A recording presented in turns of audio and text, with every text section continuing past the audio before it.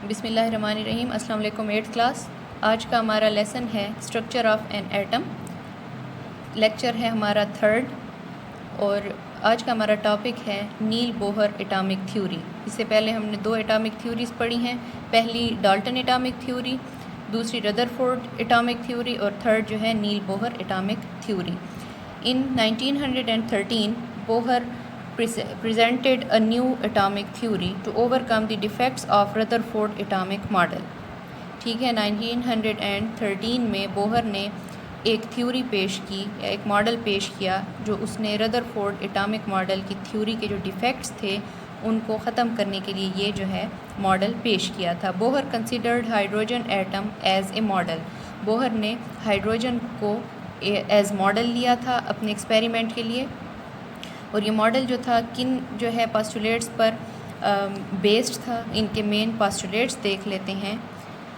Bohr की atomic theory के postulates का फर्स्ट पॉइंट है electrons are revolving around the nucleus in one of the fixed circular path called shell orbits और energy level.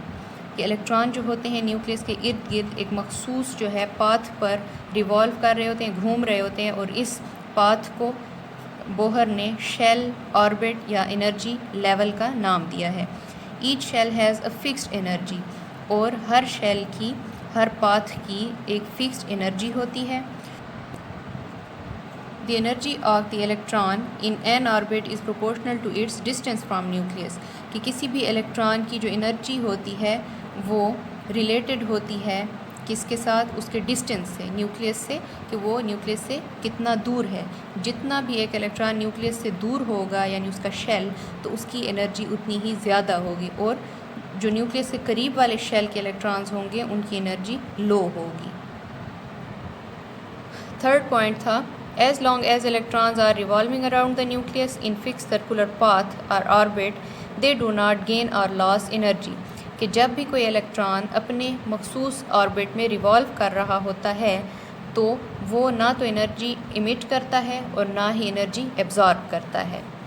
Fourth point है when an electron jumps from the higher energy orbit to the lower energy orbit it radiate energy, and when it jumps from lower to higher energy orbit it absorb energy.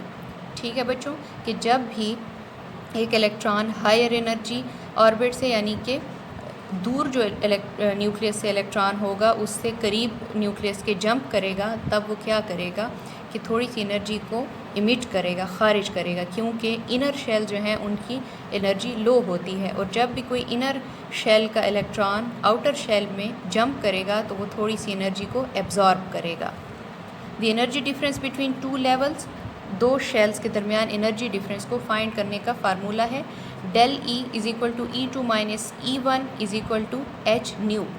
Del जो है वो difference का sign होता है, E जो है वो energy के लिए यूज़ हुआ है, is equal to E2 higher energy shell minus E1 lower energy shell is equal to H Planck's constant, and nu जो है ये फ्रीक्वेंसी है।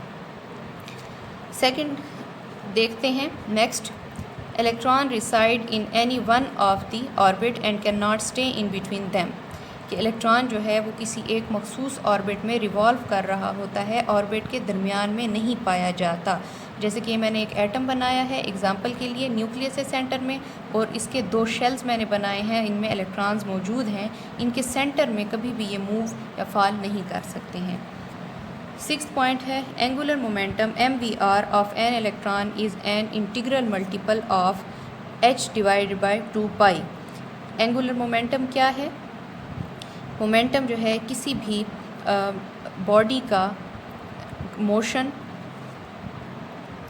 Angular momentum MVR of an electron is an integral multiple of H divided by 2 pi. Momentum क्या है? Momentum हमारे पास है किसी भी बॉडी का मास और उसकी वेलोसिटी का प्रोडक्ट, और एंगुलर का मतलब है कि जब कोई बॉडी एक सेंट्रल एक्सिस के राउंड मूव कर रही होती है, तो ये MVR है इलेक्ट्रॉन का, वो एक इंटीग्रल मल्टीपल है H डिवाइड बाई 2 पाई। जो हमारे पास इलेक्ट्रॉन की मोशन होगी या मास होगा, उसका जो प्रोडक्ट होगा वो सारे का सारा इस जो है फार्मूला का मल्टीपल होगा, जिसके लिए फार्मूला है फाइंड करने के लिए MVR is equal to NH divide by 2 पाई, जिसमें m जो है mass of an electron, v velocity of an electron, r radius of electron क्योंकि इस शेल में मौजूद है उसका न्यूक्लियस से distance, is equal to NH, n जो है नंबर ऑफ शेल के लिए है, h प्लैंक्स कांस्टेंट है और 2 पाई। इस सारे फार्मूला में जो चीज़ चेंज होती है वो n है, इधर नंबर ऑफ शेल जो है वो 1 2 3 4 कुछ भी आप पुट करके फाइंड करते हैं इलेक्ट्रॉन का एंगुलर मोमेंटम। h जो है इसकी वैल्यू कांस्टेंट होती है 6.6262 into 10 raise to the power -34 joule per second.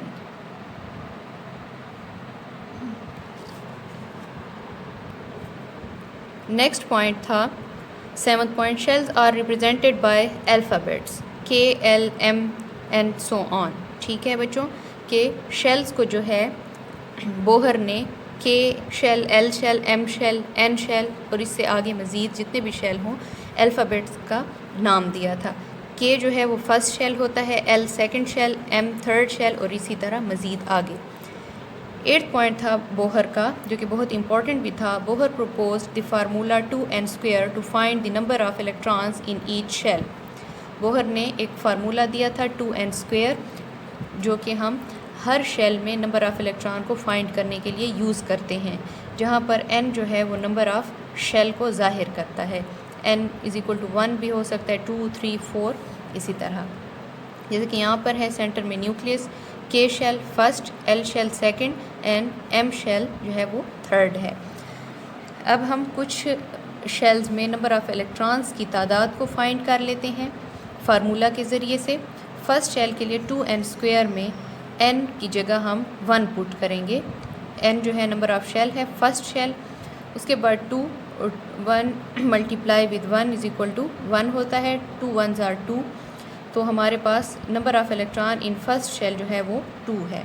Second shell के लिए 2n² फार्मूला पुट करके n की जगह हम 2 पुट करेंगे। अब जब मल्टीप्लाई करेंगे तो 2 4s are 8 आता है। सेकंड शेल में हमारे पास 8 इलेक्ट्रॉन्स होते हैं। आप जो है थर्ड और फोर्थ शेल के लिए नंबर ऑफ़ इलेक्ट्रॉन्स खुद फाइंड करेंगे, वो आपका होमवर्क है। फिफ्थ शेल का मैंने फाइंड कर दिया है 2n²। यहाँ पर n की जगह हम 5 पुट करेंगे क्योंकि हम फिफ्थ शेल के लिए नंबर ऑफ़ इलेक्ट्रॉन्स फाइंड कर रहे हैं। 2 multiply with 25 is equal to 50। Clear हो गया बच्चों?